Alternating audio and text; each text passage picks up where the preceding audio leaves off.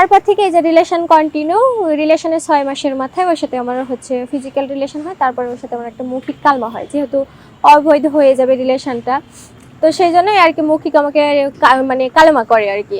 নিজ ইচ্ছায় বলতে একটা জায়গায় গেছিলাম, সেখানে মানে আমি জানতাম না যে আমাকে মানে ওয়াইফ হিসেবে পরিচয় দেওয়া হয়েছে। এখন ওই যার সাথে কথা বলছে সে হচ্ছে আর কি একটা অনুষ্ঠানে গেছিলাম, তো হচ্ছে ওই ওই মেয়ের মানে ওই লোকের সাথে কথা বলছে, বলার পরে তখন আমি ওখানে গিয়ে শুনতেছি যে আমাকে ওয়াইফ বলে পরিচয় দিয়েছে আর আমাদেরকে এক রুমে থাকতে দিচ্ছে। তো এক রুমে থাকলে তো এটা হবে স্বাভাবিক বিষয়, তো এটা ভুল কর্মে হয়ে গেছিল।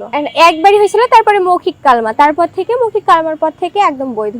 ওর বাসাতে আমাকে নিয়ে যেতে চাইছিল, হ্যাঁ আমি তখন যাই নাই, যে আমি হচ্ছে সামাজিকভাবে যাব, মানে একদম অনুষ্ঠান করে সামাজিকভাবে যাব। তো ওর যাবে আশা দিত যে আমাকে 1 বছর সময় দেয়, 1 বছর দাও, এরকম করে 1 বছর করতে করতে এরকম 4 বছর হয়ে গেছে, মানে 4.5 বছরের মধ্যে ঝামেলা।